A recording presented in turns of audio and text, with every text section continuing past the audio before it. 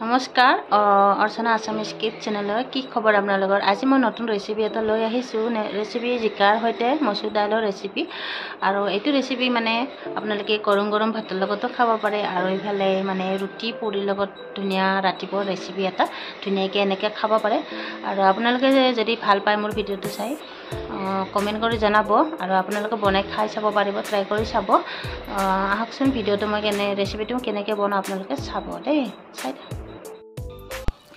এইফালে মই জিকা ধুনীয়াকৈ পাতল পাতলকৈ লগত আলু এটা এনেকৈ জিকা এটা কাটি লৈছোঁ ইফালে দাইল মই ধুই ল'লোঁ ইফালে জলকীয়া শুকান জলকীয়া আৰু নহৰু 3-4টামান লৈছোঁ পিঁয়াজ এনেকৈ যোগাৰখিনি কৰি লৈছোঁ এতিয়া মই ধুনীয়াকৈ কেৰাহীত তেল দিছোঁ শুকান জলকীয়া আৰু তাতে পিঁয়াজ দি দিলোঁ জলকীয়া দি দিলোঁ কেঁচা জলকীয়া কেইটামান গোটা জিৰা দি দিছোঁ মই এনেকৈ গোটা জিৰা মানে দিলে ভাল লাগে গোটা জিৰা পাঁচফোৰণ হওক যিকোনো দিব পাৰে আপোনালোকে এতিয়া মই জিকা সানি দি দিছোঁ প্ৰথমতে মই জিকা আলুখিনি ভাজি লওঁ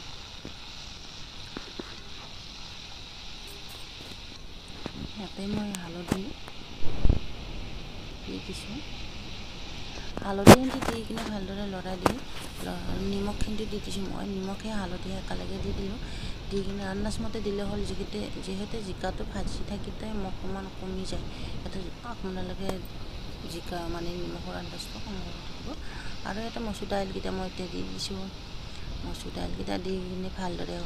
অলপ দেৰি 2-3 মিনিটমান সময় ভাজিব লাগে তেতিয়া ধুনীয়া হয় এখন চব্জি ধুনীয়া তৰকা টাইপৰ আৰু এইফালে মই ঢাকি দি দিলোঁ আৰু ধুনীয়াকৈ মানে পানীখিনি শুকাই গৈছে আৰু জিকা আলুখিনি সিজিছে দালিখিনি পুটুক কৰি নিসিজে পটককৈ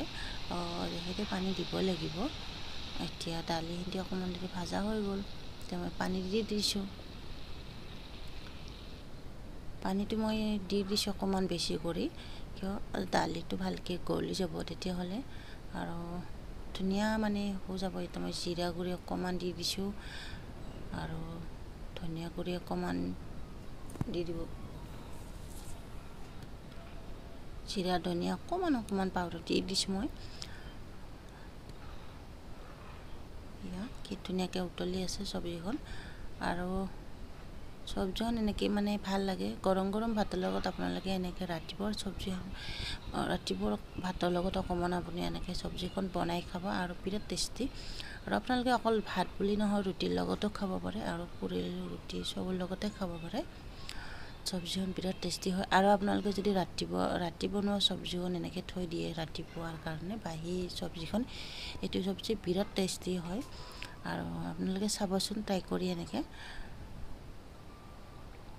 আৰু ইয়াতে দালিখন ধুনীয়াকৈ হৈ গ'ল আৰু ইয়াতে মই 2টামান নৰসিংহৰ পাত দি দিছোঁ গোন্ধটোৰ কাৰণে আৰু ধুনীয়া মানে গোন্ধ এটা ওলায় এনেকৈ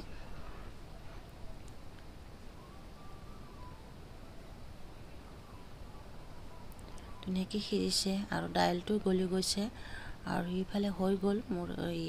মচুৰ দাইলৰ সৈতে জিকাৰ তৰকা এনেকৈ তৰকাখন খাবলৈ বিৰাট টেষ্টি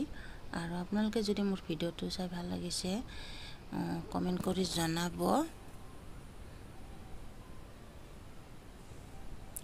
আৰু এইফালে মই যোগাৰ কৰি লৈছোঁ আলু সৰু সৰুকৈ মিহিকৈ পাতলকৈ কাটি লৈছোঁ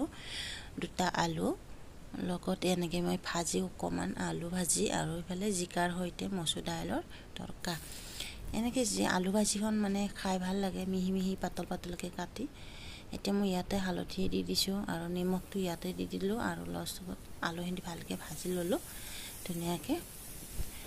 আলুখিনি ভাজোঁতে মই বেছি তেল দিয়া নাই আৰু এই দেখিছে আপোনালোকে আৰু মানে তেল মানে বেছি তেল দিলেও ইমান ভাল নহয় তেলখিনিতে ধুনীয়াকৈ হৈ যাব আৰু তেল কেৰাহীত নাথাকাকৈ মই ধুনীয়াকৈ আলু ভাজিখন বনাইছোঁ আপোনালোকে চাব ধুনীয়াকৈ আৰু যদি মোৰ ভিডিঅ'টো চাই ভাল লাগিল লাইক এটা কৰি দিব এইফালে আলু ভাজিখন হওঁতে বেছি দেৰি নালাগে যিহেতু মই পাতলকৈ কাটি লৈছোঁ আলুটো পূৰা মিহি ধুনীয়াকৈ সৰু চাইজৰ এনেকৈ কাটি আলু ভাজিখন খাই ভাল লাগে এনেকৈ কেতিয়াবা আৰু আলু ভাজিত আপোনালোকে অকণমান পিঁয়াজ বেছিকৈ দিব লাগে আৰু টেষ্টি হয় মই যিহেতু এটা পিঁয়াজ দি দিছোঁ, একো নহয়, একো নাই। আপোনালোকে এনেকৈ আলু ভাজিত যদি ধুনীয়া পিঁয়াজটো নাভাজাকৈ ডাইৰেক্ট আলুৰ লগত পিঁয়াজটো কাটি দিব লাগে, তেতিয়া আৰু টেষ্টি হয় আলু ভাজিখন খাবলৈ। এইফালে আপোনাৰ আলু ভাজিখন ধুনীয়াকৈ হৈ গ'ল মোৰ।